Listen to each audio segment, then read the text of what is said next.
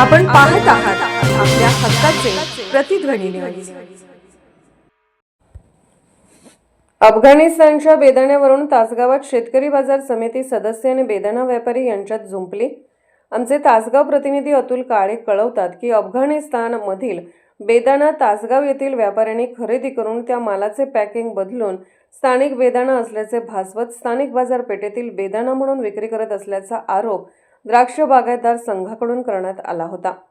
सदर प्रकरणात तासगावातील 2 व्यापाऱ्यांचा यात सहभाग असून या प्रकरणाचा व्हिडिओ सोशल मीडियावर व्हायरल झाला. संबंधित व्यापाऱ्यांचे लायसन रद्द करून कायदेशीर कारवाई करावी अशी मागणी द्राक्ष बागायतदार संघाकडून करण्यात आली.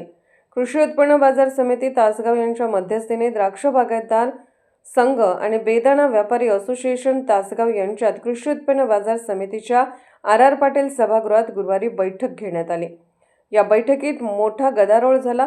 द्राक्ष बागायतदार संघ उपस्थित शेतकरी आर.डी. आप्पा पाटील, स्वाभिमानी शेतकरी संघटनेचे महेश खराडे आणि बेदाणा व्यापारी असोसिएशन व कृषी उत्पन्न बाजार समितीच्या पदाधिकाऱ्यांना सवाल उपस्थित करत धारेवर धरले. शेतकऱ्याला देशोधडीला लावणाऱ्या अशा प्रकारच्या व्यापारी वृत्तीला पायबंद घातला पाहिजे. संबंधित 2 व्यापाऱ्यांवर कठोर कारवाईची मागणी यावेळी करण्यात आली. तर कृषी उत्पन्न बाजार समितीने एक कमिटी नेमून दोषी व्यापाऱ्यांवर कारवाई करण्याचे आश्वासन सभापती युवराज पाटील यांनी दिले.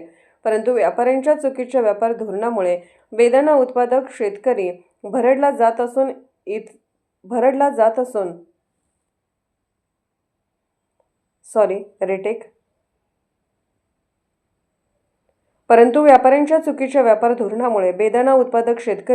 जात असून झाल्या प्रकरणात दोषींवर कारवाई न झाल्यास तसेच भविष्यात असे प्रकार न थांबल्यास बेदाणा उत्पादक शेतकऱ्याला तीव्र आंदोलन छेडावे लागेल असा इशारा यावेळी देण्यात आला.